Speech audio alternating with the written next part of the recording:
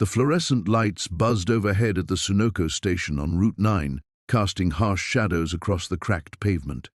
Jake Reaper Morrison was filling up his Harley when he saw her, a small girl maybe 8 years old standing beside a rusted sedan while a man argued loudly on his phone nearby. Most people saw Jake's leather vest, the skull patches, the prison tattoos crawling up his arms, and crossed the street. They didn't know that before. The colors. Before the Brotherhood, Jake had been Detective Morrison, 15 years working child protection cases that haunted his dreams. The girl's eyes met his across the parking lot. Her tiny hand moved to her collar, fingers forming a subtle gesture that made Jake's blood run cold. The signal was from a campaign he'd helped develop years ago, a silent way for kids to ask for help. The man by the car wasn't her father. The fear in her eyes told Jake everything he needed to know. In 30 seconds, that car would pull away and this little girl would disappear forever. But what exactly was that hand signal, and how did a Hell's Angel know to recognize it?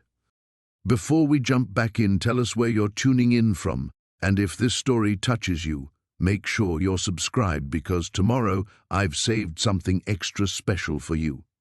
Jake's hand tightened on the gas pump handle as memories flooded back.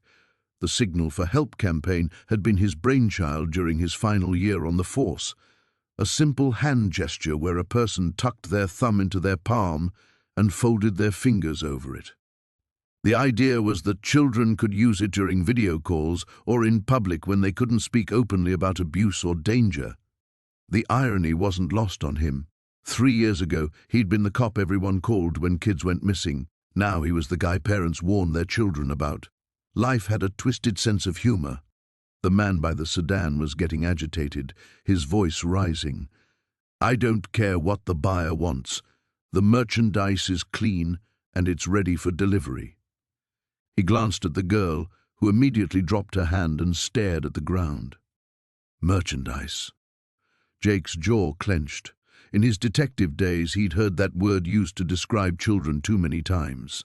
The pieces clicked into place with sickening clarity. The pump clicked off, but Jake didn't move to replace the nozzle. Instead, he studied the situation with a calculated precision that had once made him one of the state's best child protection officers. The sedan's license plate was partially obscured by mud, deliberately, he suspected. The girl wore clothes that didn't fit properly, and there were dark circles under her eyes that spoke of sleepless nights and constant terror. The man ended his call and walked toward the convenience store, but not before grabbing the girl's arm roughly. Stay right here, Emma. Don't even think about moving. Emma. At least Jake had a name now. As soon as the man disappeared inside, Emma's eyes found Jake again. This time, her signal was more desperate, her small fist pressed against her chest in a rhythm that looked almost like a heartbeat. She was running out of time, and she knew it. Jake had maybe 2 minutes before the man returned. 2 minutes to decide whether to get involved or mind his own business like he'd promised his parole officer he would do. Getting mixed up in this could send him back to prison faster than he could say violation. But looking at Emma's terrified face, Jake realized he didn't have a choice. Some things mattered more than staying out of trouble. He pulled out his phone, muscle memory kicking in as he dialed 911. This is Jake Morrison.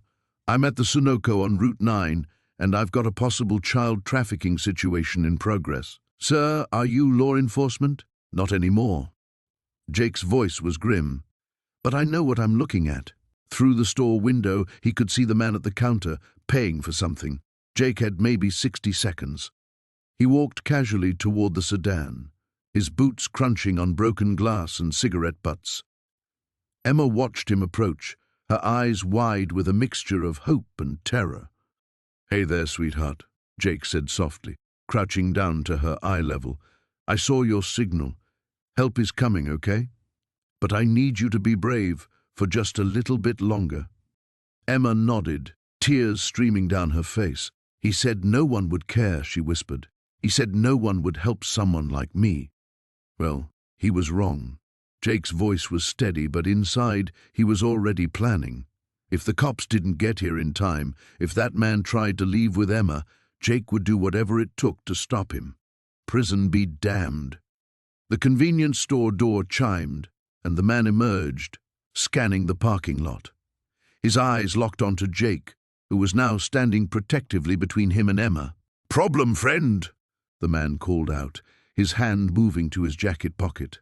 Jake smiled, and it wasn't pleasant. Not yet, but there's about to be. Jake's weathered hands trembled slightly as he crouched down to the girl's eye level, making himself appear less intimidating. The fluorescent lights of the gas station cast harsh shadows across his face, but his eyes remained gentle. He'd seen that hand signal before, 3 fingers up, then folded down into a fist. It was the domestic violence distress signal that had gone viral during the pandemic, a silent scream that this child somehow knew. "Hey there, sweetheart," he said softly, his gravelly voice barely above a whisper. "What's your name?" The girl's eyes darted nervously toward the restroom where the man had disappeared. "Emma," she whispered back, her voice so small it was almost lost in the hum of the refrigeration units.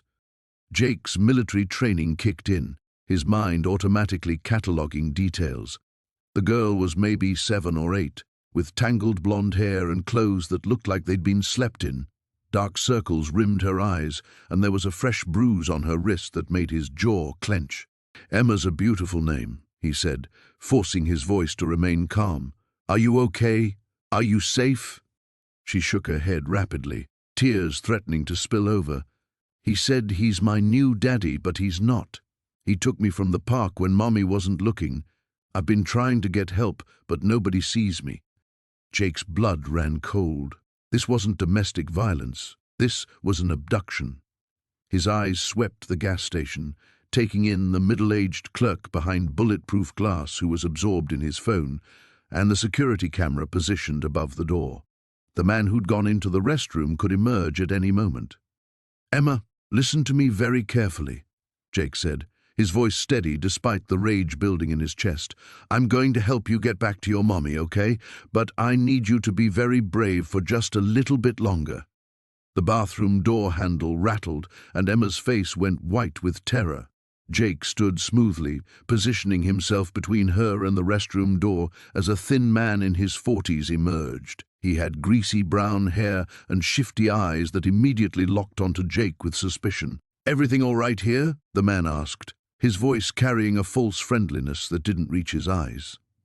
Jake sized him up quickly, about 5'8", maybe 160, soaking wet. Nervous energy radiated from him like heat from asphalt. This was a predator, but not a fighter.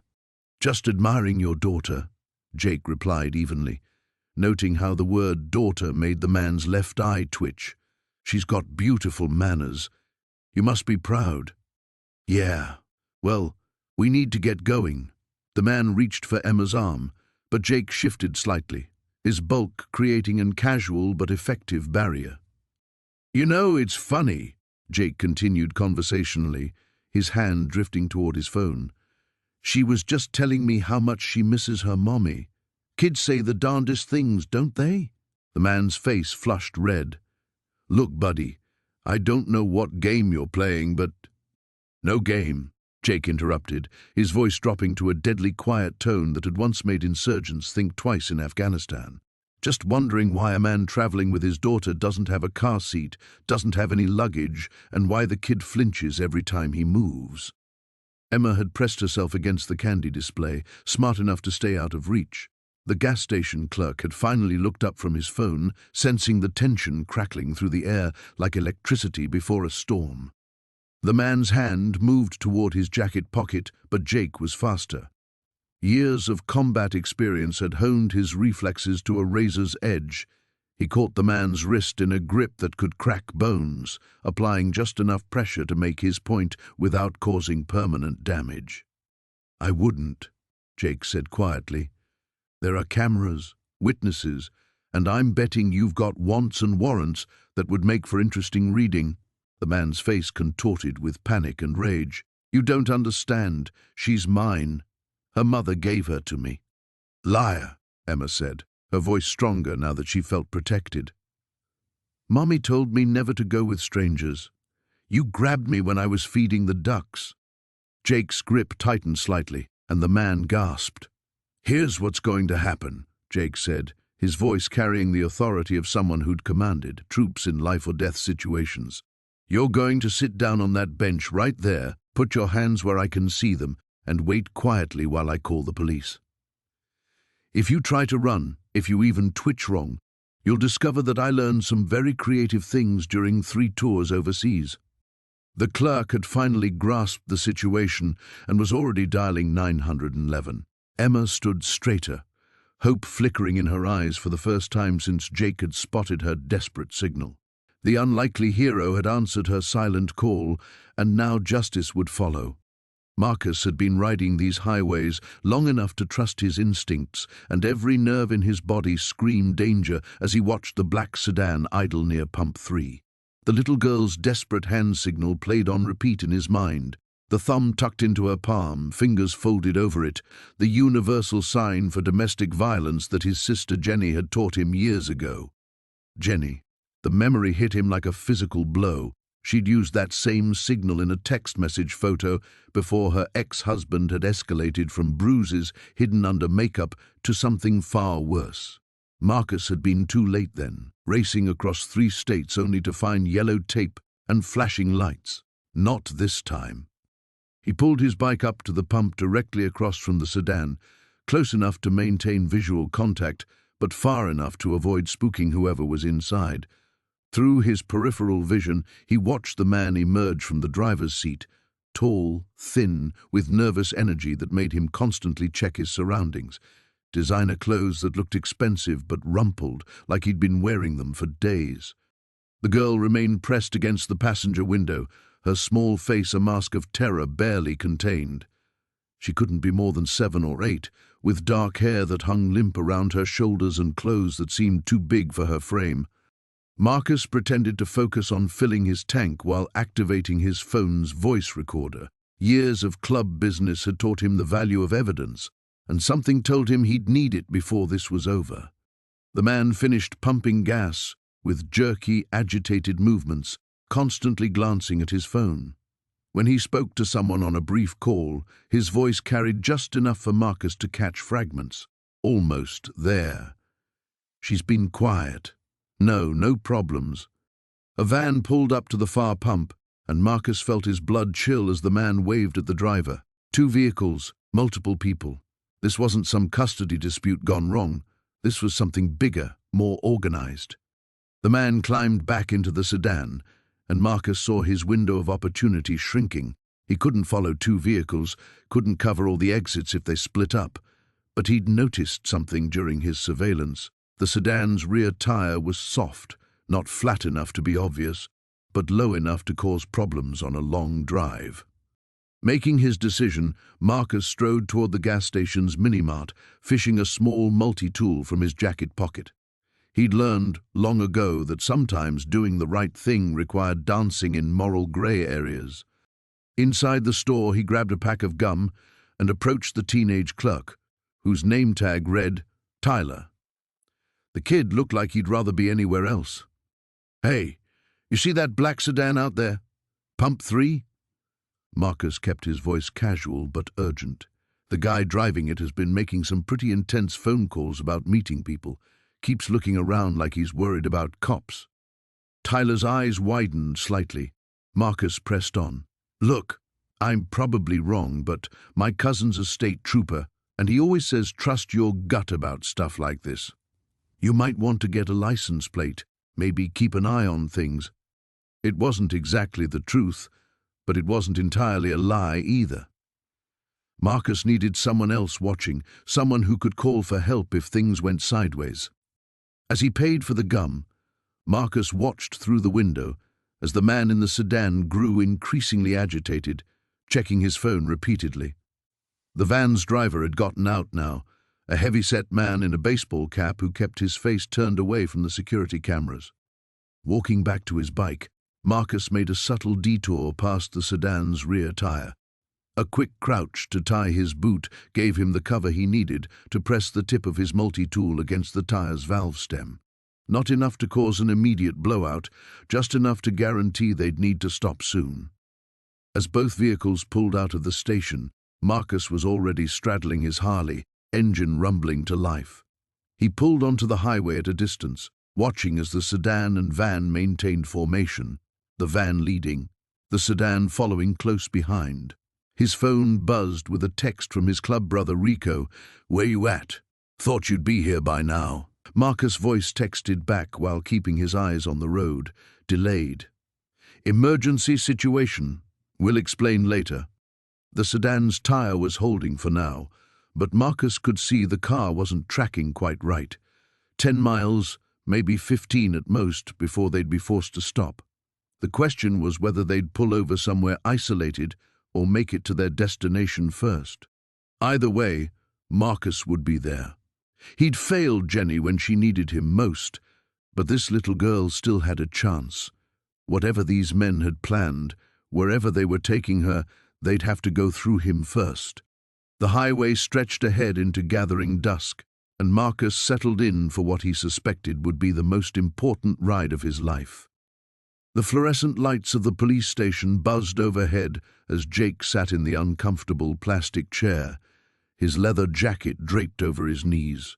Detective Sarah Chen had been kind enough, but he could see the questions in her eyes every time she looked at his ink-covered arms and weathered appearance. The custody paperwork lay spread across her desk like evidence of something he'd done wrong rather than right. "Mr. Morrison, I have to ask again. You're certain you want to take responsibility for Lily until we can locate suitable family members?" Detective Chen's pen hovered over the forms, her expression caught between professional skepticism and grudging respect. Jake glanced through the glass partition where Lily sat in the break room, clutching a juice box and staring at a children's book someone had found. She hadn't spoken a word since they'd arrested Marcus Webb at the gas station 3 hours ago. The paramedics had checked her over, found no immediate physical injuries, but the hollow look in her eyes told a different story entirely. "Yeah, I'm sure." Jake's voice carried the weight of absolute certainty. "That little girl saved herself back there. Least I can do is make sure she's safe while you folks sort this mess out." The detective studied him for a long moment. Background check came back clean. 2 tours in Afghanistan, honorable discharge, steady employment at Morrison Customs Cycles. No priors, not even a speeding ticket. She seemed almost surprised by her own words. "References all speak highly of you. People see the tattoos and the bike. They make assumptions." Jake's tone held no bitterness, just tired acceptance. "But I've been where that kid is. Different circumstances, same helplessness." Detective Chen's expression softened slightly. "The social worker should be here within the hour. Mrs. Patterson has 40 years of experience with cases like this. She'll want to interview both of you before making any temporary placement decisions." Through the glass, Jake watched Lily turn a page without really seeing it. Her small fingers trembled as she reached for the juice box. Something twisted in his chest, a recognition of trauma that went bone deep. He'd seen that same 1,000-yard stare in mirrors during his darkest days, before the military had given him structure and purpose. "What happens to Webb?" Jake asked, though part of him didn't want to know. The rage that had consumed him at the gas station still simmered beneath the surface, controlled but not extinguished. "He's not talking, but we found enough in his van to put him away for a very long time. Missing children reports from 3 states, photos, other evidence I won't detail." Detective Chen's jaw tightened. "You stopped something terrible from getting worse, Mr. Morrison. Much worse." The weight of that knowledge settled over Jake like a familiar burden. In Afghanistan, he'd learned that evil often wore ordinary faces, struck without warning, and left scars that never fully healed. But he'd also learned that sometimes good people ended up in the right place at the right moment if they had the courage to act. Mrs. Patterson arrived exactly on schedule, a silver-haired woman with kind eyes and the no-nonsense demeanor of someone who'd seen every imaginable horror and still chose to fight for children. She spent 20 minutes with Lily, speaking in gentle tones that gradually coaxed a few whispered responses. Then she turned her attention to Jake. "Lily says you knew her secret signal. Mrs. Patterson said, settling into the chair across from him. She's very concerned that you might be in trouble because of her. Jake felt something crack inside his chest. She thinks this is her fault? Children often do. They have limited understanding of adult evil, so they internalize blame. The social worker's eyes held decades of accumulated sadness. She's also asking if you're going to disappear now that the bad man is gone. Abandonment is her primary fear. I'm not going anywhere. The words came out with surprising force, surprising even Jake himself. I mean, if that's what's best for her. I don't know much about kids, but I know about keeping promises. Mrs. Patterson made notes on her clipboard, studying Jake with the practiced assessment of someone who'd learned to see past surface appearances. Your apartment has been inspected and approved for temporary placement. Clean, safe, adequate space. Your employer provided a character reference that was quite glowing. Tommy's a good friend. Gave me a chance when nobody else would. The question is whether you understand what you're taking on. Lily has been through severe trauma. She'll need therapy, patience, structure. There'll be nightmares, behavioral challenges, court appearances. This isn't temporary kindness. It's a commitment that could last months. Jake looked through the glass again, watching Lily trace letters on the table with her finger. She glanced up, caught his eye, and offered the smallest possible smile before looking away. In that moment, he saw not just a traumatized child, but a fighter who'd found the courage to ask for help when it mattered most. I understand, he said quietly, and I'm still in. The fluorescent lights of the police station buzzed overhead as Jake sat in the hard plastic chair, his leather jacket draped over his knees. Detective Sarah Martinez had been kind enough to bring him coffee, though it tasted like it had been brewing since the Clinton administration. Across the hallway, he could see social workers moving in and out of rooms, their voices hushed but urgent. It had been 3 hours since they'd pulled Emma from that hellish basement.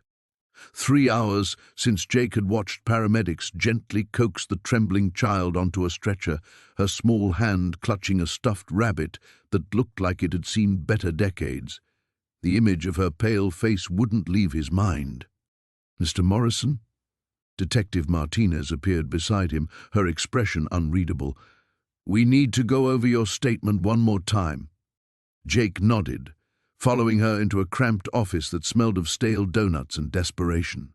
The walls were covered with case files, missing person flyers, and a calendar that was 2 months behind. The girl's safe, Martinez said, settling behind her desk. That's the important thing. But we need to understand exactly how you knew to look for that signal.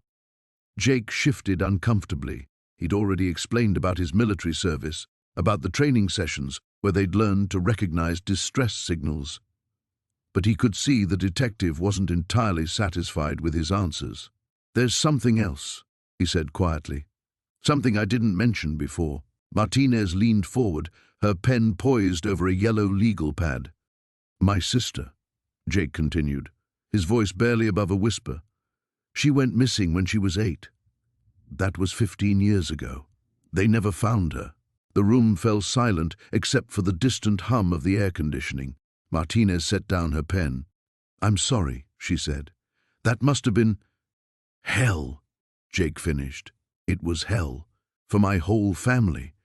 My parents split up 2 years later. Mom moved to Florida, couldn't stand living in the same house.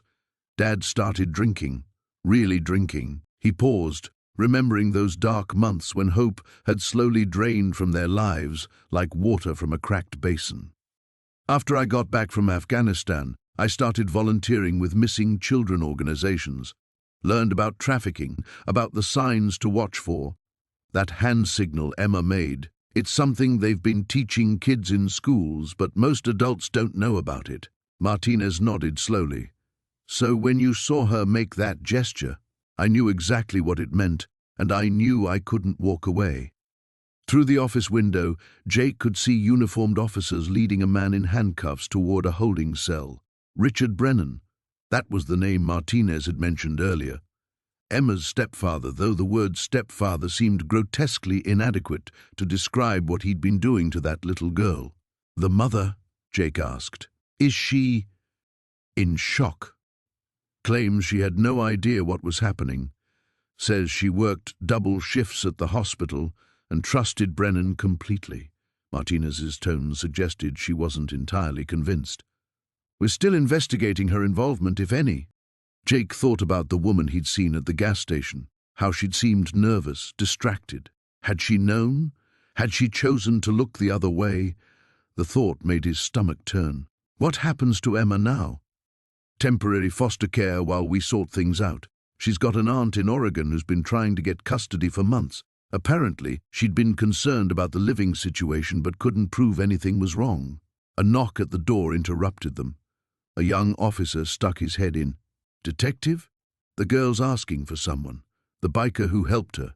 She wants to thank him.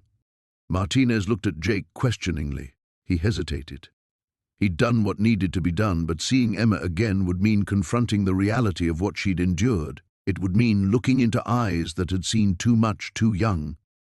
But then he thought about his sister, about all the children who never got the chance to say thank you to anyone because no one had been there to help them. Yeah, he said, standing up. I'll see her. They walked down a corridor lined with motivational posters that seemed absurdly cheerful given the circumstances. Martinez paused outside a door marked Family Services. She's been through hell, she warned, but she's stronger than you might expect. Kids are resilient. Jake nodded, though he knew resilience was often just another word for surviving damage that should never have been inflicted in the first place. He took a deep breath and followed Martinez into the room, where a small girl with bandaged wrists sat coloring at a plastic table, a social worker beside her. When Emma looked up and saw him, her face brightened with something that might have been hope. For the first time in hours, Jake managed to smile. The waiting room of the police station felt like a tomb. Maya sat curled in an oversized chair, clutching a juice box Detective Chen had brought her 20 minutes ago. The straw had long since been chewed flat, but she kept it between her teeth like a lifeline. Across from her, Jake occupied two plastic chairs, his massive frame making the furniture look like children's toys. He'd barely spoken since they'd arrived. Maya watched him through her lashes, studying the way his hands kept opening and closing into fists, the way his jaw worked like he was chewing glass. Every few minutes, his eyes would find hers, and he'd force what he probably thought was a reassuring smile. It never reached his eyes. How long do these things usually take? Jake asked, when Detective Chen reappeared with a woman in a navy blazer. Mr. Morrison, this is Sarah Walsh from Child Services, Chen said, ignoring his question. She'll be handling Maya's placement while we sort through the legal aspects. Maya's stomach dropped. Placement. She knew that word. It meant foster homes, strange houses, people who smiled too much and asked too many questions. It meant disappearing into a system where little girls like her became case numbers and forgotten files. I want to stay with Jake, she said, her voice barely above a whisper. The social worker's smile was professionally kind. Sweetie, Mr. Morrison isn't qualified to... I want to stay with Jake. Louder this time, with an edge that made the adults exchange glances. Jake leaned forward, elbows on his knees. Look, I know how this works. I know I'm not exactly ideal guardian material. His voice was rough, like he'd been chain-smoking for hours. But she's been through enough. Maybe we can work something out temporarily. Sarah Walsh consulted her tablet, stylus dancing across the screen. Mr. Morrison, you have a criminal record, assault charges from 8 years ago, though I see they were dropped. Multiple arrests for disturbing the peace, public intoxication. I was a different person then. I'm sure you were, but what about relatives?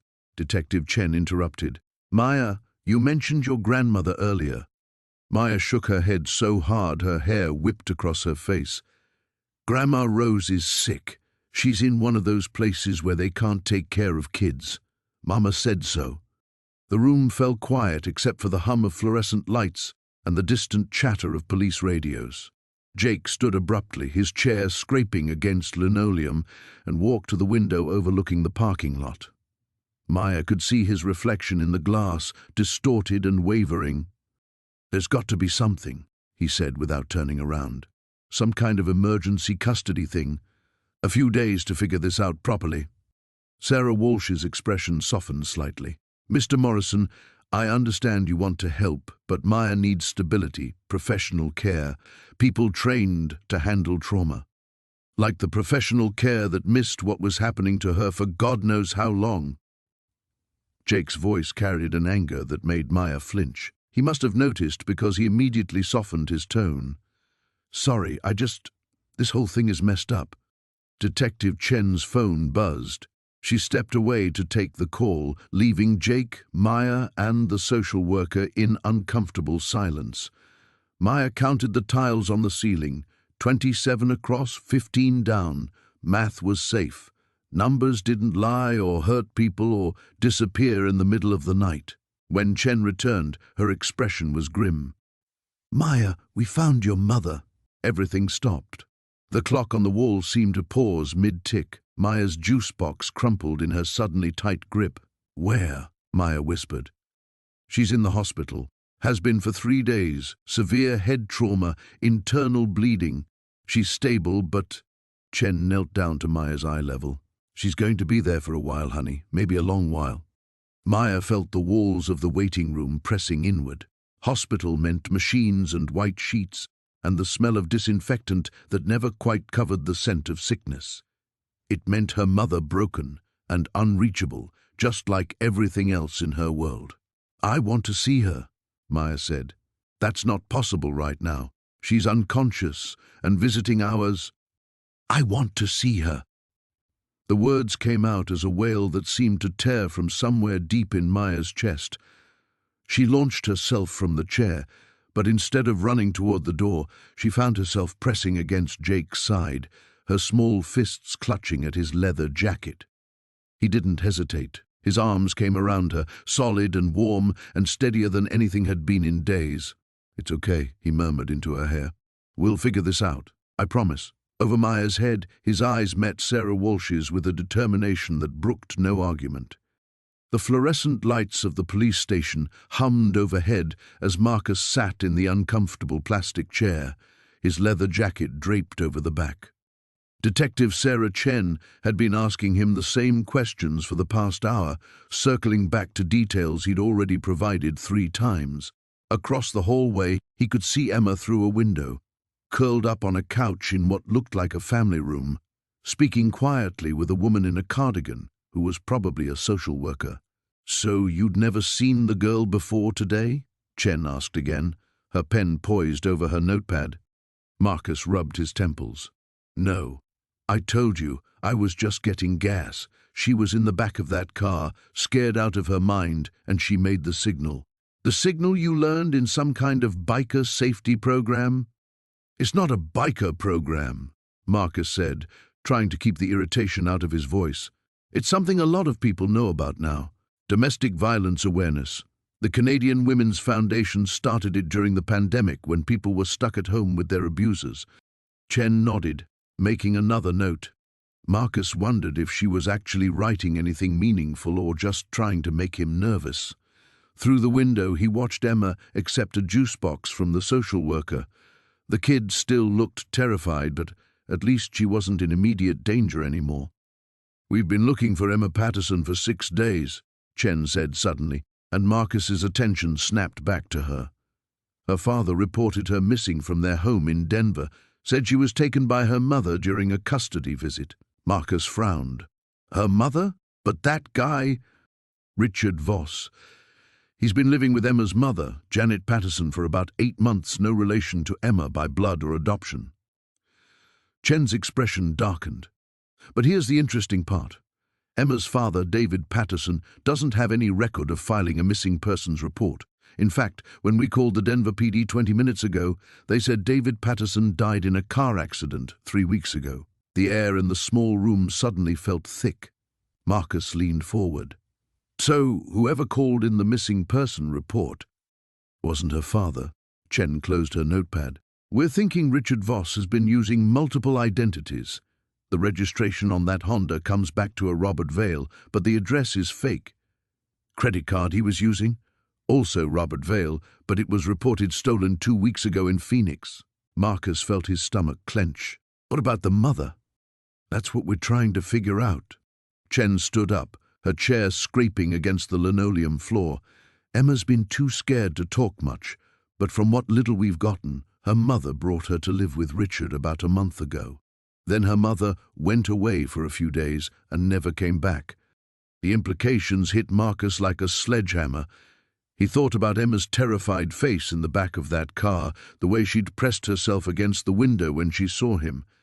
How long had she been trapped with someone who might have hurt or killed her mother? Jesus, he whispered. We've got an Amber Alert out on Janet Patterson now, and FBI is getting involved because we think Richard might have taken Emma across state lines. Chen moved toward the door, then paused. Look, Mr. Torres, I know this has been a long day for you, but I need to ask. Would you be willing to stick around for a few more hours? Emma keeps asking about the nice man with the motorcycle, and our child psychologist thinks it might help her open up if she knows you're still here. Marcus didn't hesitate. Whatever she needs. Chen's expression softened slightly. Most people would have just driven away, you know. Figured it wasn't their problem. She's a kid, Marcus said simply, and she was asking for help. As Chen left the room, Marcus walked over to the window. Emma was drawing something on a piece of paper now, her small hand gripping a crayon tightly. The social worker was sitting beside her, patient and encouraging. For the first time since this whole nightmare started, Emma almost looked like a normal 7-year-old. But Marcus knew better. He'd seen that look before, in his sister's eyes years ago when their stepfather would drink too much and their mother would make excuses. The careful way Emma held herself, always ready to run or hide. The way she flinched whenever someone moved too quickly. This kid had been living in hell, probably for weeks. His phone buzzed with a text from Jake. Saw the news. You okay, brother? Marcus typed back quickly. I'm fine.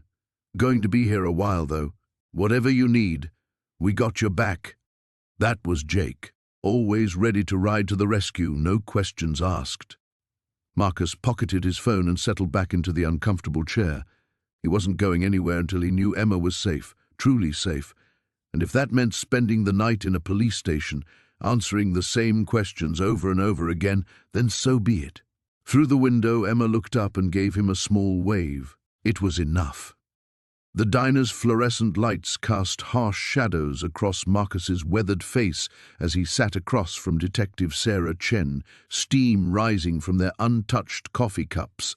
The vinyl booth creaked under his weight as he leaned forward, his voice barely above a whisper.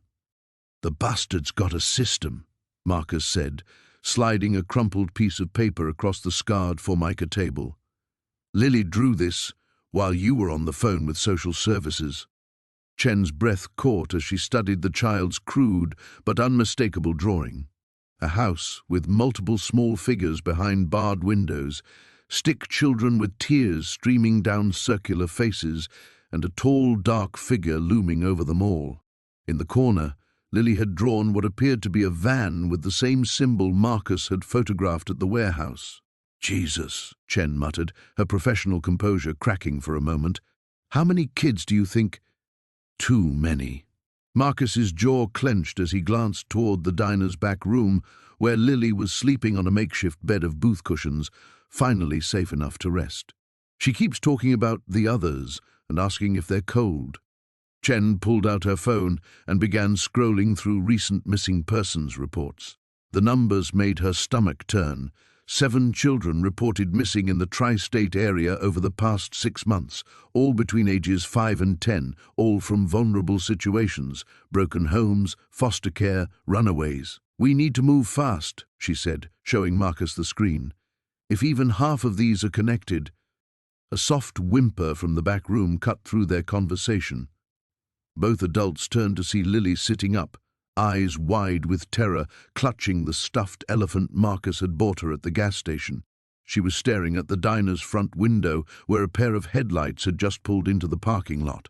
He found us, Lily whispered, her small voice carrying across the empty diner. Marcus was already moving, his massive frame surprisingly quiet as he positioned himself between the child and the window. Chen drew her weapon, clicking off the safety with practiced ease. The waitress behind the counter, a woman named Dolores who'd been feeding truckers and late-night wanderers for 30 years, calmly reached under the register and produced a sawed-off shotgun. "This ain't my first rodeo, honey," Dolores said to Chen's surprised look. "You'll get that baby somewhere safe." The vehicle outside wasn't the white van from Lily's drawings, but Marcus recognized the black sedan from his years running with dangerous crowds. Anonymous, expensive, and built for speed. The kind of car that disappeared into traffic without leaving a trace. Two men emerged from the sedan, their movements coordinated and purposeful. Even through the diner's grimy windows, Marcus could see the bulge of concealed weapons beneath their jackets. These weren't street-level thugs. They were professionals. "Back exit," Chen whispered urgently, but Marcus shook his head. "They'll have it covered. These guys know what they're doing." He pulled out his phone and quickly scrolled to a contact labeled Iron Wolf. "But so do we." As he hit the call button, the sound of motorcycle engines rumbled to life in the distance, growing louder by the second. Chen looked confused until she saw the grim smile spreading across Marcus's face. "You called your gang?" "Brotherhood," Marcus corrected. "And every single one of them has a kid at home they'd die protecting." The two men from the sedan had reached the diner's front door, their hands moving toward their weapons when the parking lot suddenly filled with the thunder of 8 Harley Davidsons. The Iron Wolves' Mac had arrived in force, their leather cuts gleaming under the neon signs, forming a protective circle around the diner. Through the window, Marcus could see the confusion and calculation on the men's faces as they found themselves outnumbered 4-1 by bikers who looked like they'd stepped out of a nightmare. The lead wolf, a mountain of a man called Tank, dismounted and approached the sedan's occupants with the casual confidence of someone who'd faced down worse odds. The standoff lasted less than 30 seconds. Whatever Tank said to them was brief and decisive, punctuated by the unmistakable sound of multiple engines revving in unison. The two men retreated to their sedan, tires squealing as they fled the parking lot. Chen holstered her weapon, staring at Marcus with a mixture of respect and bewilderment. "Your friends just scared off professional kidnappers without firing a shot." "Sometimes the best weapon is reputation," Marcus replied, moving to check on Lily, who had stopped whimpering and was now peering out the window with curious eyes. "Besides, they know we're not the real threat they need to worry about." "What do you mean?" Marcus picked up his phone again, scrolling to another number, this one labeled simply Phoenix. "I mean we're about to turn hunter into hunted. Time to call in some favors from people who specialize in making problems disappear permanently." Outside, Tank gave Marcus a thumbs up through the window, and 8 motorcycles roared back into the night, leaving behind only the smell of exhaust and the promise of protection. Marcus kept his distance as the sedan pulled into the Riverside shopping center, his Harley's engine rumbling low as he watched from behind a row of parked cars. The late afternoon sun cast long shadows across the asphalt, providing perfect cover as he observed the man drag Emma from the vehicle. Even from 50 yards away, Marcus could see the girl's terror. She stumbled as the man yanked her toward the department store entrance, her small frame dwarfed by his hulking figure. Marcus's jaw clenched as he watched the bastard lean down and whisper something that made Emma's shoulders shake. His phone buzzed. "Detective Rodriguez, we're in position," came her voice through his earpiece. "Undercover units are stationed at all exits. SWAT is 2 minutes out." "He's got her inside," Marcus reported, dismounting his bike. "Northwest entrance, heading toward the main corridor. Do not engage until we give the all clear. This guy's already killed twice." Marcus understood, but every instinct screamed at him to charge in. Instead, he forced himself to move methodically, entering through the south entrance and making his way through the maze of clothing racks and display cases. The mall buzzed with typical weekend activity. Families with strollers, teenagers clustered around the food court, elderly couples window shopping. None of them had any idea a predator moved among them, using their numbers as camouflage. Marcus spotted them near the toy store. The man had positioned himself strategically, back to the wall, scanning the crowd with paranoid intensity. Emma stood rigidly beside him, tears streaming down her face as children her age ran past, laughing with their parents. Visual contact, Marcus whispered into his comm. Toy Palace, second level, copy that. Do you see the weapon? Marcus studied the man's posture, the way his right hand stayed pressed against his jacket pocket. Concealed, probably in his coat. SWAT is moving into position. Maintain visual, but do not. The transmission cut to static as the man suddenly grabbed Emma's hand and pulled her deeper into the store. Marcus cursed under his breath, knowing he'd lost the advantage of surveillance. He approached the toy store casually, pretending to browse the window display while tracking their movement inside. The man was cornered now, trapped among aisles of dolls and board games, but that made him more dangerous. Desperate animals lashed out. Through the glass, Marcus watched Emma try to pull away as the man dragged her toward the back of the store. That's when he saw it, the flash of metal as the man's jacket fell open. A knife, not a gun. That changed everything. Marcus's military training kicked in. Close quarters, innocent civilians nearby, single blade versus his size and experience. He could end this before SWAT even arrived. But as he moved toward the entrance, Emma looked up and saw him through the window. Her eyes went wide with recognition, and for a split second, hope flickered across her face. The man noticed immediately, spinning to follow her gaze. Their eyes met through the glass, predator and protector sizing each other up. The man's lips curled into a cold smile as he pressed the blade against Emma's side, hidden from other shoppers but clearly visible to Marcus. "Come on in," the man mouthed through the window. "Just you." Marcus's blood ran cold. This bastard was making it personal, turning the rescue into a game, but Emma's life hung in the balance, and every second of hesitation gave the killer more opportunity to hurt her. He stepped through the store entrance, hands visible and empty. A young mother browsing nearby glanced at his tattoos nervously and steered her toddler to another aisle. If only she knew he was the safest person in this building. "That's far enough," the man called out, loud enough to be heard but not enough to cause alarm. To anyone watching, they might have been two fathers having a casual conversation.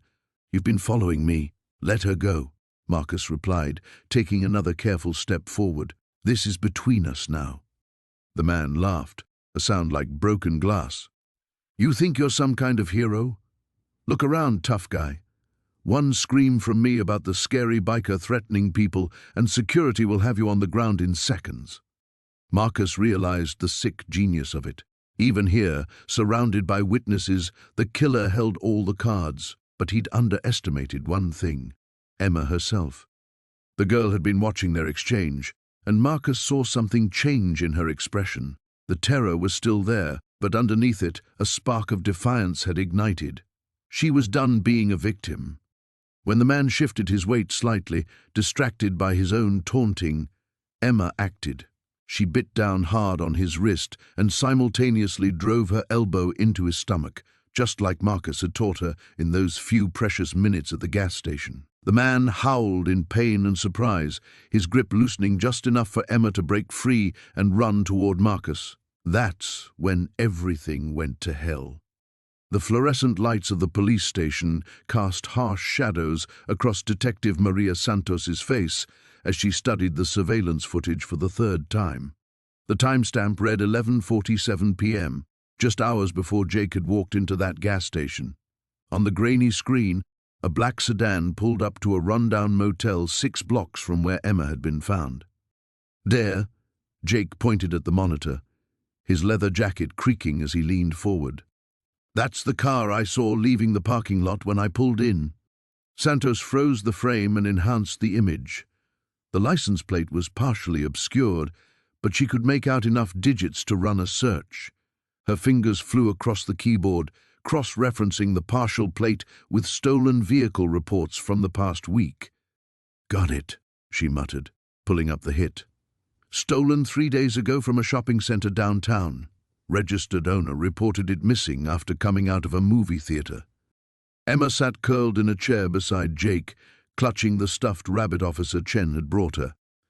She'd been remarkably composed during her initial interview, providing details that painted a horrifying picture of her captivity. 2 men, a basement room with no windows, and the constant fear that had become her world for 5 endless days.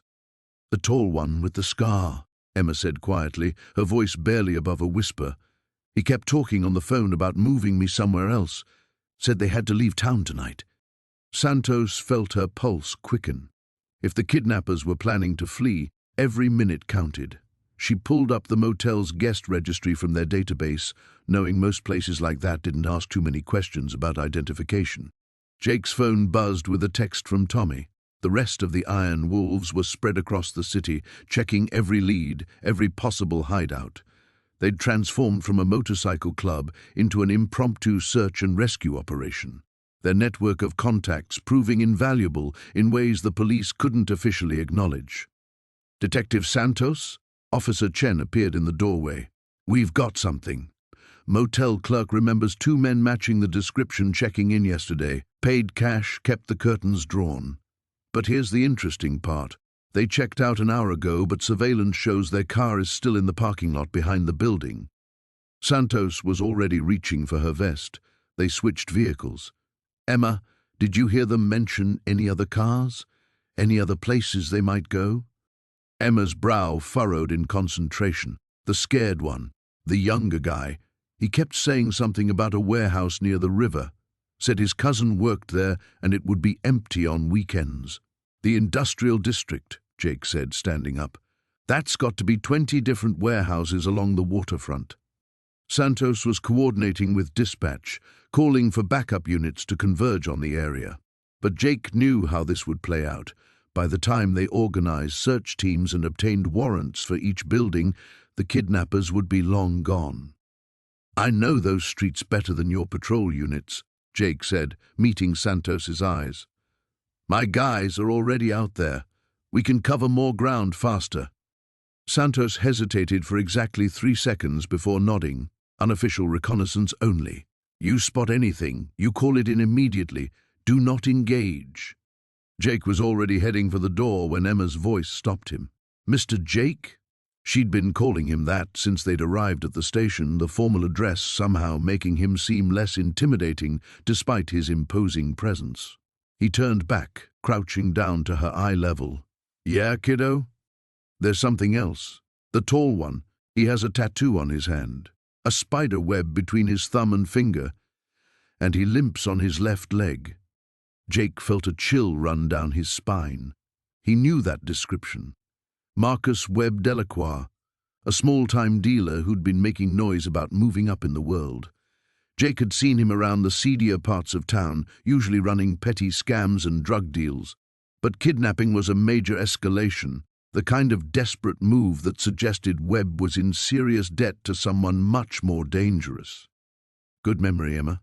That helps a lot." Jake squeezed her shoulder gently before standing. "Detective Santos, you might want to run the name Marcus Delacroix through your system." Santos was already typing as Jake headed out into the night. The cold air hit his face as he fired up his Harley, the engine's rumble echoing off the police station walls. His phone showed messages from Tommy, Rico, and the others. They'd narrowed down the search to 3 possible warehouses, based on which ones had weekend security gaps. As he pulled onto the empty street, Jake couldn't shake the image of Emma's small hand making that desperate signal. She'd trusted him with her life in that moment, and he'd delivered her to safety. But the job wasn't finished yet. Somewhere out there, Webb and his partner were regrouping, probably planning their next move, and Jake intended to make sure they never got the chance to hurt another child. The courtroom felt smaller than Marcus had imagined, its wood-paneled walls seeming to close in as he adjusted his tie for the 3rd time. He'd bought the suit yesterday, his first in over a decade, and it felt like wearing someone else's skin. The bailiff's eyes tracked his every movement, clearly recognizing the tattoos creeping above his collar, despite his efforts to appear respectable. Sarah sat in the front row with Detective Chen, her small frame dwarfed by the formal setting. She wore a pale blue dress that made her look even younger than her 8 years, but her posture was straight, determined. When she caught his eye, She offered a tiny wave that made his chest tight. All rise for the Honorable Judge Patricia Morrison. Marcus stood with everyone else, his legs unsteady. This wasn't his first time in a courtroom, but it was the first time he'd been here as anything other than the accused. The irony wasn't lost on him. The prosecutor, a sharp-faced woman named Reynolds, had spent the morning laying out the case against David Hartwell. Photos, evidence, testimony from social services. Each piece of evidence felt like a punch to Marcus's gut as he imagined what Sarah had endured. But now came the part he'd been dreading, his own testimony. The state calls Marcus Rivera to the stand. His boots echoed on the polished floor as he walked forward, feeling exposed under the fluorescent lights. The Bible felt impossibly heavy in his hands as he swore to tell the truth. From the witness box, he could see the defense attorney shuffling through papers, preparing to tear him apart. "Mr. Rivera," Prosecutor Reynolds began, her voice gentle but firm, "can you tell the court what you observed on the afternoon of October 15th? Marcus cleared his throat, his mouth dry as sand. "I was at the gas station on Route 47, filling up my bike." He glanced at Sarah, drawing strength from her encouraging nod. "That's when I saw the little girl, Sarah, in the passenger seat of a sedan. What drew your attention to her?" She was making a hand signal, thumb tucked in, fingers folded over. He demonstrated, his large hands suddenly graceful. "It's the signal for help. I learned it from a documentary about trafficking." "And what did you do?" Marcus took a breath. This was the part that could go wrong, where his criminal history might overshadow his actions. "I called 911 immediately. Then I followed the vehicle at a distance to provide location updates to dispatch." The prosecutor walked him through the events, the chase, Sarah's rescue, the confrontation with Hartwell. Marcus answered each question carefully, sticking to the facts. When Reynolds finished, the defense attorney rose like a predator scenting blood. "Mr. Rivera, isn't it true that you have 3 prior felony convictions?" "Yes, sir. Armed robbery, assault, and possession with intent to distribute." "Correct?" Marcus felt the jury's attention shift, their earlier sympathy cooling. "That's correct. So you're asking this jury to believe that a career criminal suddenly developed a conscience?" The question hung in the air like smoke. Marcus looked at Sarah again, remembering the terror in her eyes at the gas station, the way she'd clung to him after her rescue. "I'm not asking anyone to believe anything about me," Marcus said quietly. "I'm asking them to believe her." He nodded toward Sarah. "That little girl was brave enough to signal for help even though she was terrified. She's the hero here, not me. I just happened to be paying attention when it mattered." The defense attorney pressed harder, trying to paint him as an unreliable witness, a man whose word meant nothing. But Marcus had faced worse interrogations in prison. He answered each question with steady honesty, neither defensive nor aggressive. When it was over, he stepped down, feeling drained. As he passed the defendant's table, David Hartwell looked up at him with cold hatred. The man was thin and ordinary-looking, the kind of predator who hid in plain sight. Marcus met his gaze without flinching, letting him see the promise there, that even if the system failed, Marcus would be watching. During the lunch recess, Detective Chen found him smoking outside the courthouse. "You did good in there," she said, leaning against the brick wall beside him. "Doesn't feel like it. Felt like they were putting me on trial instead of him." Defense had to try something. Hartwell's caught red-handed with overwhelming evidence. His lawyer knows attacking the messenger is his only shot. Sarah emerged from the courthouse with a victim's advocate, immediately spotting Marcus and running over. The transformation in her was remarkable, still fragile, but with a light in her eyes that hadn't been there before. "Marcus, did you see? I testified really good, didn't I? You were perfect, kid. Really brave." She hugged his legs fiercely. "The prosecutor lady says they're gonna send him away for a long time. That's the plan."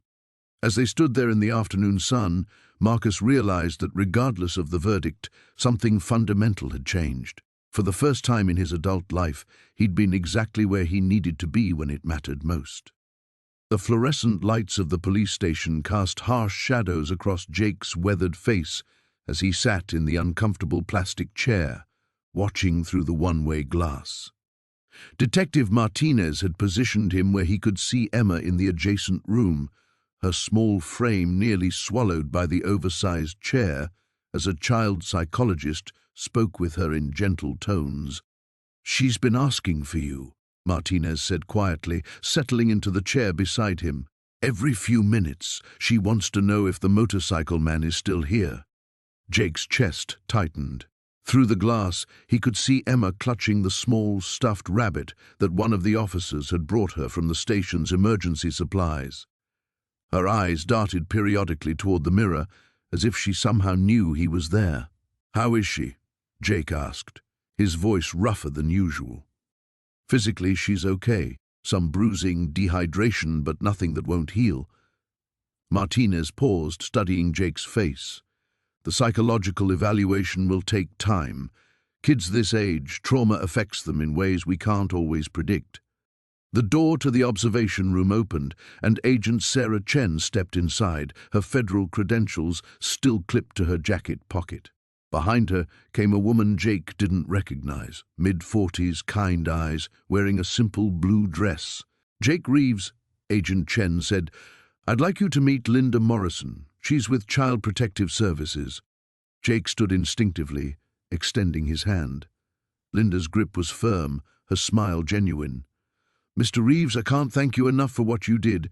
Emma's alive because of your actions. Anyone would have—" "No," Linda interrupted gently. "Not anyone would have recognized that signal. Not anyone would have acted so decisively. You saved her life." Through the glass, they watched as the child psychologist showed Emma a series of picture cards. The little girl's responses were barely audible through the intercom, but her body language spoke volumes. She remained curled into herself, defensive, scared.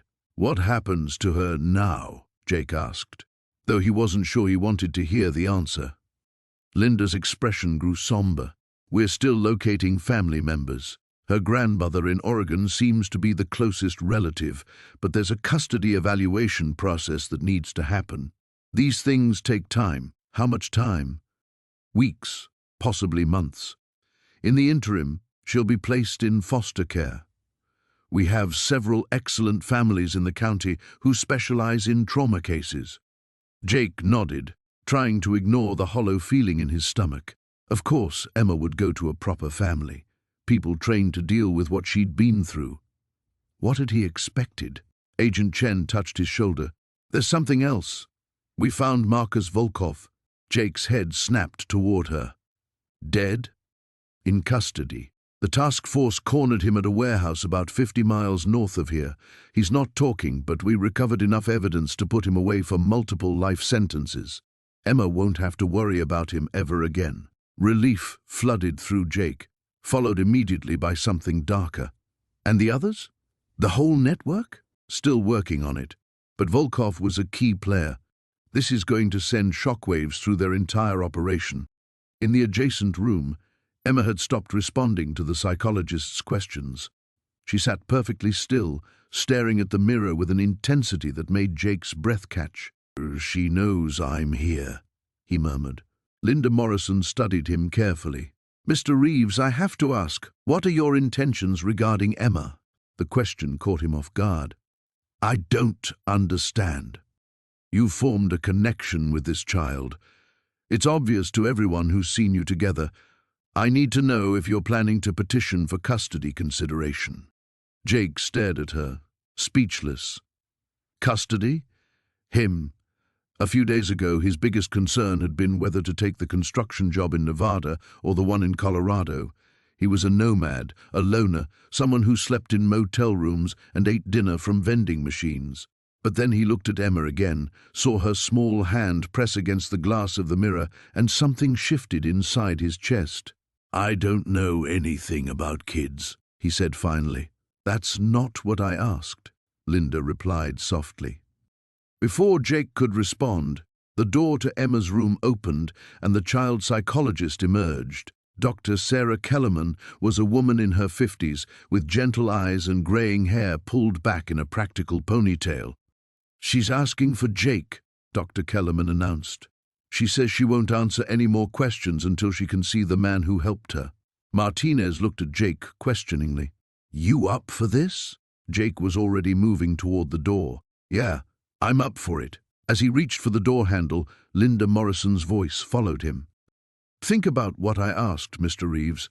That little girl is going to need an anchor in this world. Someone who makes her feel safe. Jake paused, his hand on the cool metal, then pushed the door open and stepped into Emma's uncertain future. The fluorescent lights of the police station cast harsh shadows across Marcus's face as he paced the small waiting room. 3 hours had passed since they'd brought Emma in for questioning, and every minute felt like an eternity. Detective Rodriguez had assured him that a trained child psychologist was conducting the interview, but his protective instincts screamed against letting the little girl face this alone. She's been through enough, he muttered to Sarah, who sat rigidly in one of the uncomfortable plastic chairs. How much more can one kid take? Sarah looked up from her untouched coffee, dark circles under her eyes betraying the sleepless nights since Emma's rescue. She's stronger than we think, Marcus. What she did at that gas station, the way she trusted you, that took incredible courage. The waiting room door opened, and Detective Rodriguez emerged with a woman Marcus recognized as Dr. Helen Cross, the child psychologist. Both wore expressions that were difficult to read. How is she? Sarah asked, jumping to her feet. Dr. Cross offered a gentle smile. Emma is remarkably resilient. She's been very cooperative and brave. What she's shared with us today will be instrumental in building a solid case against her captors. Marcus felt his jaw clench. What exactly did they do to her? I can't share specific details, Dr. Cross said carefully, but I can tell you that while Emma experienced significant psychological trauma, there are no signs of physical abuse beyond minor malnutrition and exhaustion. Her abductors seemed more focused on keeping her hidden than harming her directly. Relief flooded through Marcus, though he knew the psychological scars would run deep. Can we see her? Detective Rodriguez nodded. She's been asking for you, actually, both of you. But I need to prepare you for what comes next. The information Emma provided has given us solid leads on the trafficking network. We've already made 2 additional arrests, and we're coordinating with federal agencies to track down the rest of the operation. What about the man from the gas station? Sarah asked. The one who took her? James Sullivan. He's talking, trying to cut a deal. Apparently he's just a low-level courier who got in over his head. The real players are much higher up the food chain. Rodriguez's expression hardened. This is bigger than we initially thought. Emma wasn't their first victim, and she wouldn't have been their last. Dr. Cross touched Marcus's arm gently. Before you see her, I want you to understand that Emma may act differently around you now. The trauma has changed her, and she's processing everything that's happened. She may seem withdrawn one moment and clingy the next. That's completely normal. Marcus nodded, his throat tight with emotion. When they entered the small interview room, Emma was curled up in an oversized chair, clutching a stuffed elephant that someone had given her. Her eyes lit up when she saw him. Marcus! She scrambled down from the chair and ran to him, wrapping her thin arms around his waist. He knelt down to her level, his voice gentle. Hey there, brave girl. How are you holding up? Emma's lower lip trembled. I told them everything, just like you said, about the bad men in the scary house and how long I was gone from Mummy. You did perfect, Emma. I'm so proud of you. Marcus glanced at Sarah, who was watching the interaction with tears in her eyes. Are the bad men going to jail forever? Emma asked, her voice small but determined. That's what we're all working toward, Detective Rodriguez said, joining them in the room. Thanks to you being so brave and smart. Emma looked up at Marcus with wide eyes. I remembered what you taught me, about using my voice and telling the truth. Marcus felt his chest tighten.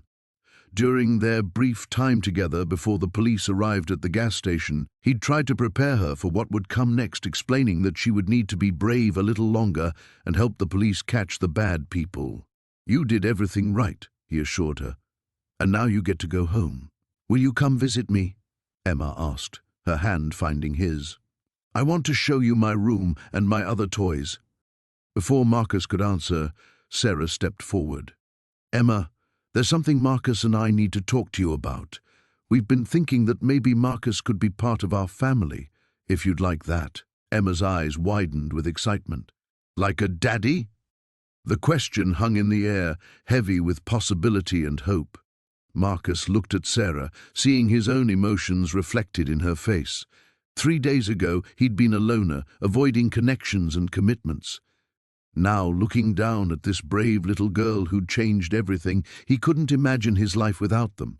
"If you want me to be," he said softly. Emma's smile was radiant as she hugged him tighter. "I want that more than anything." The courthouse steps felt like a mountain as Sarah clutched Marcus's leather jacket, her small fingers white-knuckled against the worn material. 3 weeks had passed since that night at the warehouse. 3 weeks of police interviews, medical examinations, and sleeping in Marcus's spare bedroom while social services worked through the maze of her case. "You ready for this, kiddo?" Marcus asked, his voice gentler than anyone who knew his reputation would believe possible. Sarah nodded, though her eyes betrayed her fear.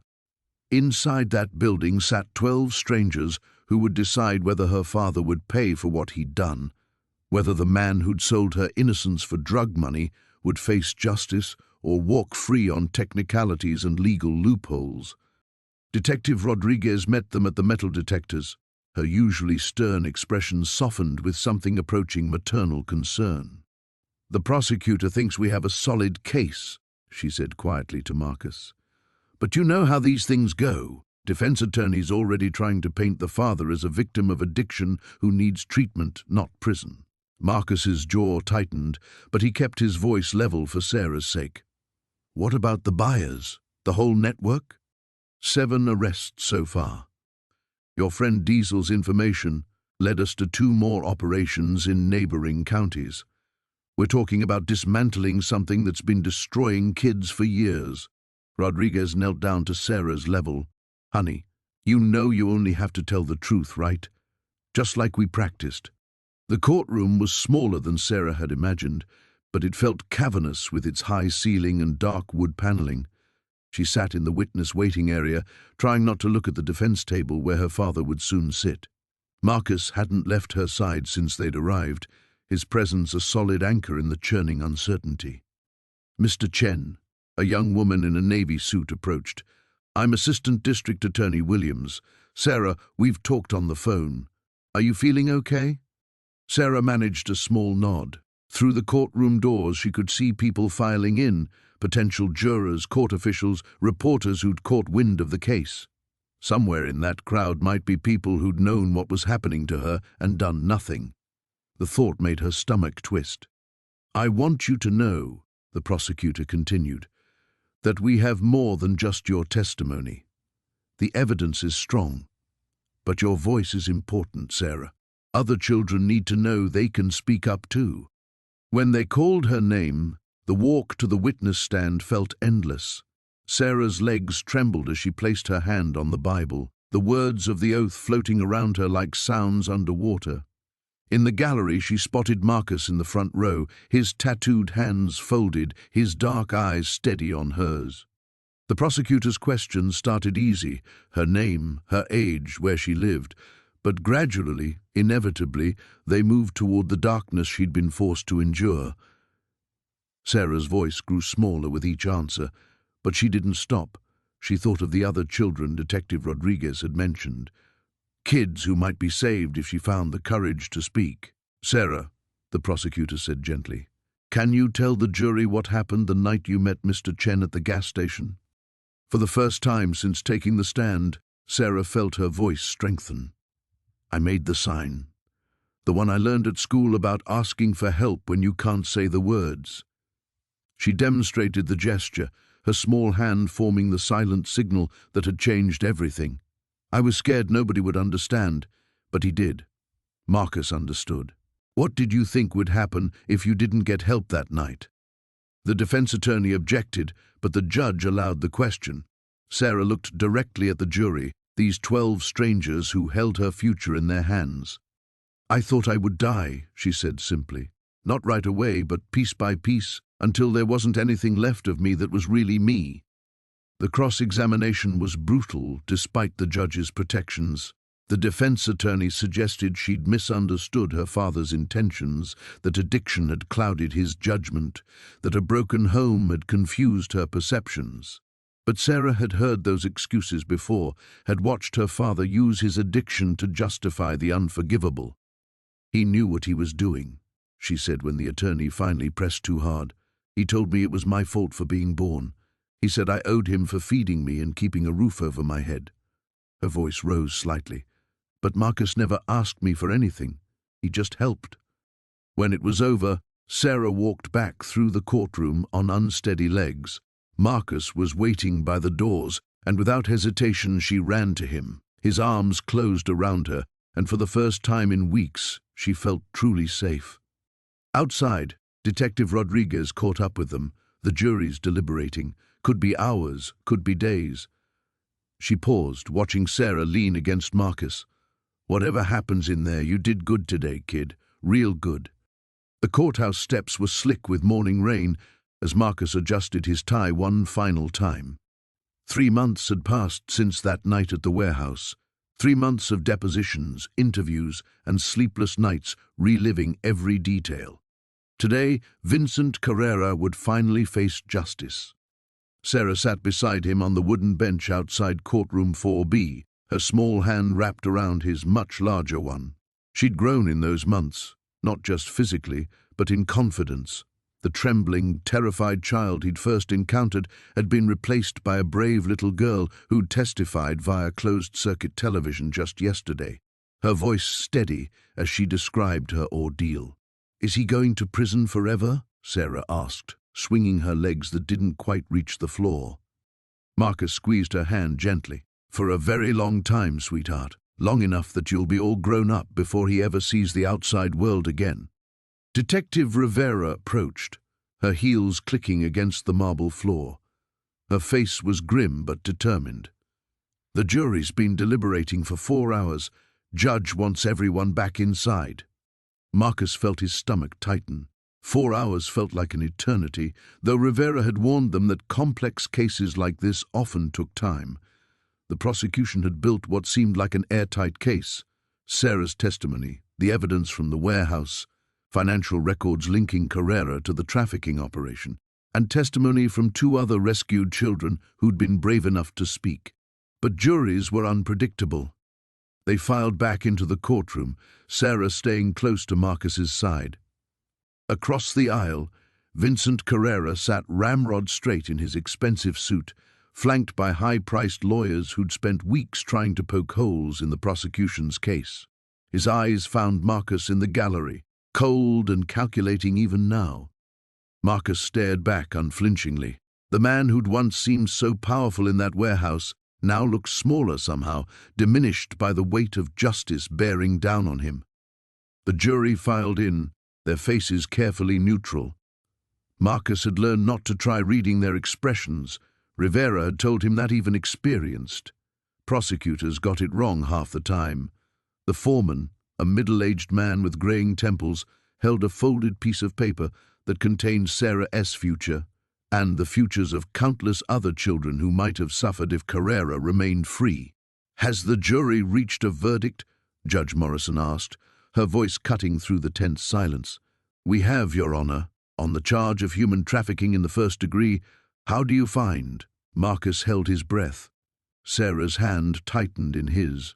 "We find the defendant guilty." The courtroom erupted. Sarah burst into tears, not of fear this time, but relief. Marcus felt his own eyes burning as he pulled her into a fierce hug. Behind them he could hear other families crying, people who'd waited years for this moment. But the foreman wasn't finished. Count after count, the verdicts rang out like hammer blows. Guilty, guilty, guilty. Kidnapping, conspiracy, money laundering, racketeering. Each verdict was another nail in Carrera's coffin, another guarantee that he'd never hurt another child. When it was over, Carrera was looking at life in prison without the possibility of parole. As the defendant was led away in shackles, he turned one last time toward Marcus. But instead of hatred or threats, Marcus saw something unexpected in the man's eyes. defeat, complete and total defeat. Outside the courthouse, the late afternoon sun had broken through the clouds. Sarah ran ahead to where Elena waited with a small celebration cake she'd brought from the diner. The three of them had become an unlikely family over these months. The biker, the waitress, and the little girl who'd brought them together. "What happens now?" Sarah asked, frosting on her nose as she looked up at Marcus. Marcus knelt down to her level, brushing a crumb from her cheek. The adoption papers were already in motion. Elena had closed the diner early today, and they'd planned a quiet celebration at home, the home they now all shared. "Now we go live our lives," he said simply. "Really live them." Detective Rivera approached one final time, looking more relaxed than Marcus had ever seen her. "There's something you should know," she said quietly. "The task force identified 12 other children being held by Carrera's network. All of them are safe now, back with families or in protective care.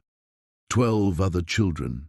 12 other Sarahs who would grow up free because one little girl had been brave enough to ask for help, and one unlikely hero had been paying attention."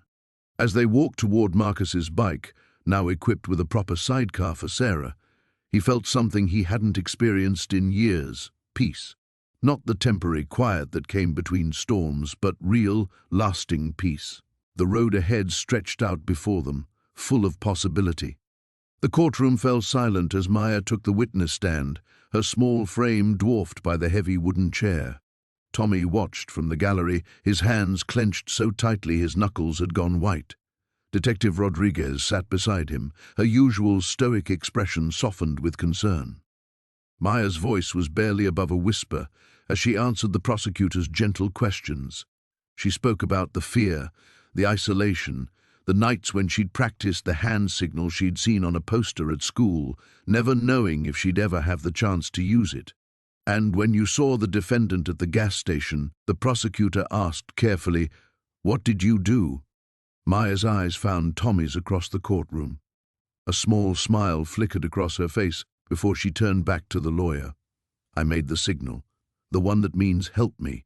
I didn't think anyone would understand, but he did." The defense attorney's cross-examination was brief and respectful. Even Marcus Webb's lawyer seemed to understand the delicacy of questioning a child who had endured so much. When Maya stepped down, she walked directly to where Sarah sat in the front row, her aunt's arms immediately wrapping around her in a protective embrace. Webb himself sat motionless throughout his daughter's testimony, his face a mask of indifference that chilled everyone who witnessed it. The transformation from the man who had once terrorized a small child into this hollow shell was complete. The evidence against him was overwhelming. The medical records Dr. Chen had meticulously documented, the neighbor's testimony about suspicious sounds, and most damning of all, the surveillance footage from the gas station that captured Maya's desperate signal and Tommy's immediate response. As the trial progressed through its final day, character witnesses took the stand on Tommy's behalf. Jake testified about his friend's transformation, how helping Maya had given him purpose beyond anything he'd known before. Dr. Chen spoke about Tommy's dedication during Maya's recovery, how he'd sat in waiting rooms during therapy sessions and learned everything he could about childhood trauma. But it was Officer Martinez's testimony that brought tears to several jurors' eyes. She described arriving at the scene that night to find Tommy cradling Maya, singing softly to keep her calm while they waited for help. In 20 years of police work, Martinez said, "I've never seen someone so naturally protective of a child who wasn't even related to them. He saved that little girl's life, and he did it without thinking about himself for even a second." When the prosecutor played the enhanced audio from the gas station security system, the courtroom heard Maya's small voice asking Tommy to stay with her. They heard his gentle promise that he wouldn't leave, and his calm instructions to the store clerk to call 911. The contrast between his rough appearance and his tender words created a powerful moment that would stay with the jury long after deliberation began. The defense's case was weak, and everyone knew it. Webb's lawyer attempted to paint a picture of a stressed single father overwhelmed by circumstances, but the evidence of systematic abuse was too extensive to dismiss. When Webb declined to testify on his own behalf, his fate was effectively sealed. During closing arguments, the prosecutor reminded the jury that heroes don't always look like what we expect. Sometimes, she said, gesturing toward Tommy, they wear leather jackets and ride motorcycles. Sometimes they're the people society tells us to fear. But when it mattered most, when a child needed someone to see her silent cry for help, this man didn't hesitate.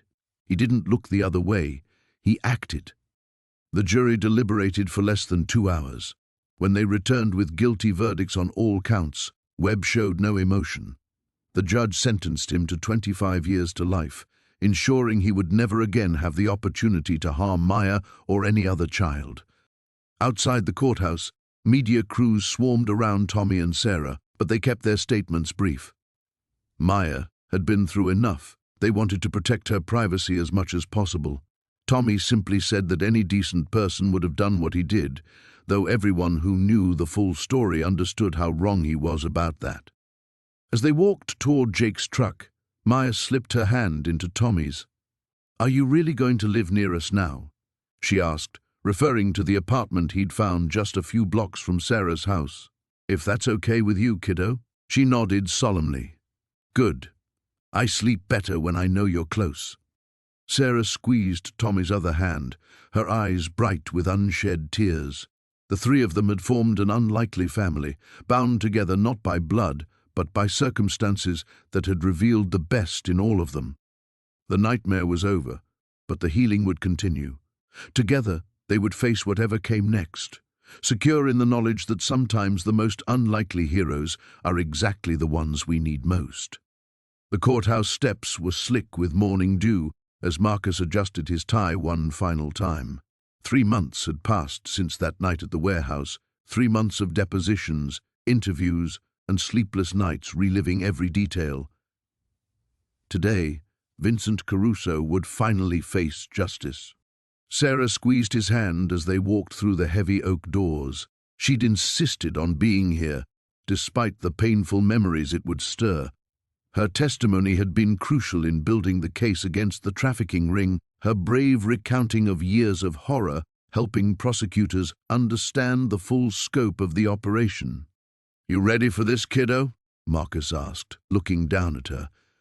She'd grown in these past months, not just physically, but in ways that amazed him.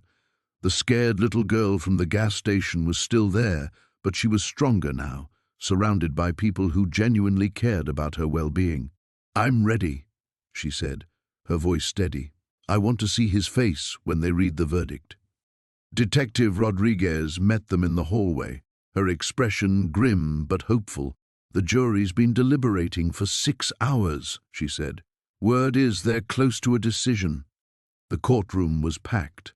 Marcus recognized several faces from the investigation, other survivors who'd found the courage to testify, FBI agents who'd worked tirelessly to dismantle the network, journalists who'd covered the story with sensitivity and respect for the victims. In the front row sat Maria Santos, whose own daughter had been rescued from one of Caruso's other properties. She gave Marcus a nod of acknowledgement, a silent thank you that needed no words. When Caruso was led in wearing his orange jumpsuit and shackles, Marcus felt Sarah tense beside him. The man who'd once commanded fear through violence and intimidation looked smaller now, diminished by the weight of evidence against him. His expensive suits and confident swagger had been replaced by the hollow look of someone who knew his empire had crumbled.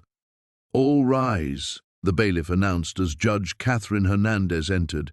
She'd presided over the trial with firm authority, cutting through defense attempts to discredit the victims while ensuring due process was followed to the letter. The jury filed in, their faces carefully neutral. Marcus had learned to read juries during his own troubled past, and something in their collective demeanor told him they'd reached a decision they felt confident about. "Have you reached a verdict?" Judge Hernandez asked. The foreman, a middle-aged man in a pressed shirt, stood. "We have, Your Honor. On the charge of human trafficking in the first degree, how do you find? Guilty." Sarah's grip on Marcus's hand tightened, but her face remained composed. Around them, quiet murmurs of relief rippled through the gallery. On the charge of kidnapping in the first degree, how do you find? Guilty. The charges continued. Racketeering, money laundering, conspiracy, each guilty verdict another nail in Caruso's coffin. Marcus watched the defendant's face as his world collapsed, feeling not satisfaction but a quiet sense that justice was finally being served. When the verdicts were complete, Judge Hernandez addressed the courtroom. Mr. Caruso, you have been found guilty on all counts. The evidence presented in this trial revealed a systematic operation that treated human beings as commodities, destroying lives and families for profit. This court will not tolerate such heinous crimes. She continued, before I pass sentence, I want to acknowledge the extraordinary courage shown by the survivors who testified. Your bravery in speaking truth to power has not only brought justice in this case, but has helped law enforcement identify and rescue dozens of other victims. Marcus felt tears he hadn't expected welling up in his eyes. 3 months ago, he'd been a man trying to outrun his past, finding purpose only in the solitude of the open road. Now he sat in a courthouse, holding the hand of a girl who'd become like family, watching justice prevail against overwhelming odds. Vincent Caruso, Judge Hernandez announced, I hereby sentence you to life in prison without the possibility of parole, plus an additional 40 years for the remaining charges. The gavel fell with finality. Around them, people began to stand and embrace. Detective Rodriguez wiped away tears she'd tried to hide. Maria Santos crossed herself and whispered what Marcus assumed was a prayer of gratitude. As Caruso was led away for the final time, he turned briefly toward the gallery. His eyes found Sarah's for just a moment, and Marcus tensed, ready to shield her from any final attempt at intimidation. But the fight had gone out of the man completely. He looked away and disappeared through the security door. Outside on the courthouse steps, Sarah looked up at Marcus with eyes that held both relief and determination. What happens now? She asked. Marcus smiled, thinking of the small house they'd found together, the social worker who'd helped navigate the adoption process, the future that stretched ahead of them like an open highway full of possibilities. Now we go home, he said simply. The courthouse steps gleamed white in the morning sun as Marcus adjusted his tie one last time. 6 months had passed since that night at the warehouse, and the weight of everything that had followed seemed to settle on his shoulders as he climbed toward the entrance. Today was the day Vincent Caruso would finally face justice. Emma walked beside him, her small hand clasped firmly in his much larger one. She wore a navy blue dress that Sarah had picked out, and her hair was pulled back in careful braids. The trembling child from the gas station was gone, replaced by a determined little girl who had found her voice again. You ready for this, kiddo? Marcus asked, pausing at the top of the steps. Emma looked up at him with eyes that held far more wisdom than any 8-year-old should possess. I'm ready. Are you nervous? Marcus chuckled, amazed as always by her perceptiveness. A little. But I know you're going to do great in there. Sarah appeared at their side, having parked the car. Over the past months, the 3 of them had become an unlikely family unit. Sarah had officially adopted Emma after the courts terminated her biological father's rights, and Marcus had become a constant presence in both their lives. The small apartment above his bike shop had been transformed into something that felt remarkably like home. Inside the courthouse, the hallways buzzed with activity. Detective Rodriguez met them at the elevator, his face grave but determined. The defense is going to try to rattle her, he warned in a low voice. They'll claim she's too young to remember accurately, that she's been coached. But Emma knows what she saw, and the evidence backs her up completely. Marcus felt Emma's grip tighten on his hand. Hey, he said, crouching down to her level. Remember what we practiced. Just tell the truth, take your time, and if you need a break, you ask for one. And I'll be right there in the gallery the whole time, okay? Emma nodded solemnly. Will you still be there when I come out? I'm not going anywhere, Marcus promised. Neither is Sarah. We're your family now, and families stick together. The courtroom was packed when they entered. Marcus recognized several of the other victims' families, people whose lives had been shattered by Vincent Caruso's network. The defendant himself sat at the defense table, his once commanding presence reduced to something hollow and diminished. He didn't look at Emma when she entered, but Marcus noticed the slight tremor in his hands. When Emma was called to testify, she walked to the witness stand with quiet dignity. Marcus felt his heart swell with pride as he watched her raise her right hand and promise to tell the truth. Sarah reached over and squeezed his arm, her own eyes bright with unshed tears. The prosecutor, a sharp woman named Linda Chen, guided Emma through her testimony with gentle precision.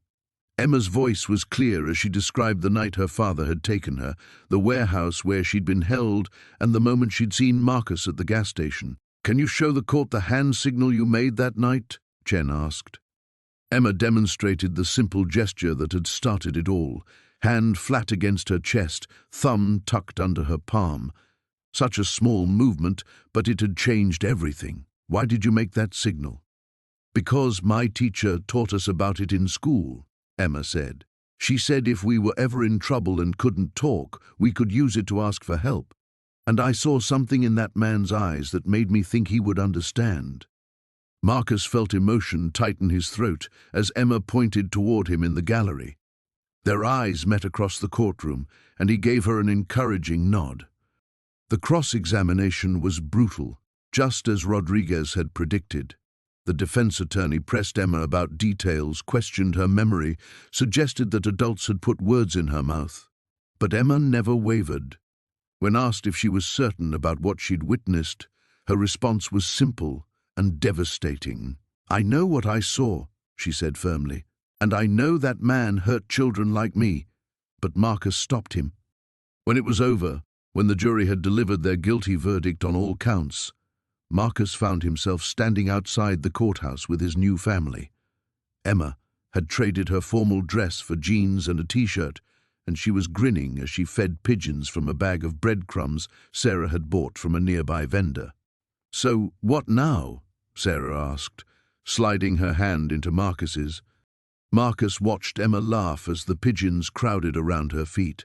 6 months ago, he'd been a man defined by his past mistakes, convinced he was beyond redemption. Now he was someone's hero, someone's family, someone who mattered. "Now we go home," he said simply, "and we keep building something good." Emma looked up at them, her face bright with joy. "Can we get ice cream on the way?"